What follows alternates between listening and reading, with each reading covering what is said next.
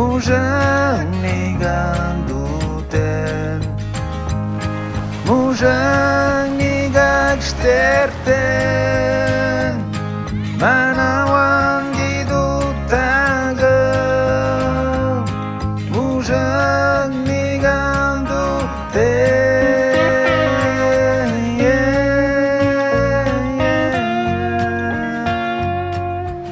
J'ai commencé dans les années 80. Dans cette période-là, il y avait l'Institut éducatif culturel Atikamekw-Montagnier, ça existait. C'était un des services que le Conseil Atikamekw-Montagnier avait mis sur pied. Dans ce temps-là, on produisait des émissions d'1 heure, on faisait des entrevues et aussi on faisait des émissions qui devaient être acheminées dans les communautés par la poste, par la malle. Puis on avait produit des nouvelles. Les nouvelles, une fois rendues dans les communautés, eux autres, ils les diffusaient pareil, là. C'était pour combler la programmation, pour les aider à avoir une programmation. Nous, on faisait de l'information nationale, régionale, locale aussi, là. On faisait des entrevues auprès de ben du monde, là, dans le domaine politique aussi, là, parce que le CAM avait créé ce réseau qu'on connaît aujourd'hui, la SOCAM. Je ne dirais pas que j'ai fait le tour du monde, mais à cause de ma job, j'ai été payé pour apprendre.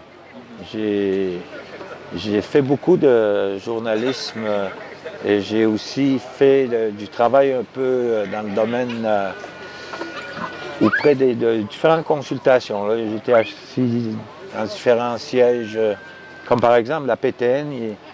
Ça a été créé dans les années 90, puis je pense que c'est en 97 que ça a été lancé.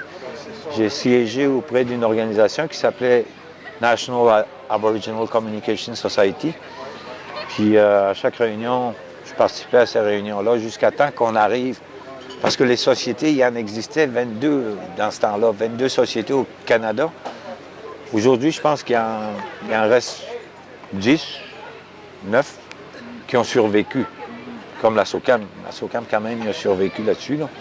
Et James Bakery Communication, Inuit Broadcasting. J'ai tout rencontré ce monde-là. Même des gens que je connais encore aujourd'hui, que je parle avec encore aujourd'hui, des gens de l'Alberta, des Mohawks. Ça m'a permis de connaître bien du monde puis de voyager à travers le monde. En 2021, la place des radios, déjà, les radios prennent beaucoup de place dans nos communautés. Je pourrais dire, c'est un outil qui vient en aide de la communauté. Moi, j'ai travaillé dernièrement à Pessamit, là, avant la pandémie. J'étais là pendant 4 ans. J'ai vu que la radio communautaire jouait un rôle social très important. On dira ce qu'on voudra sur les bingos, sur le gambling, là. Mais l'argent qu'on rapportait servait à supporter les loisirs, comme des équipes de hockey.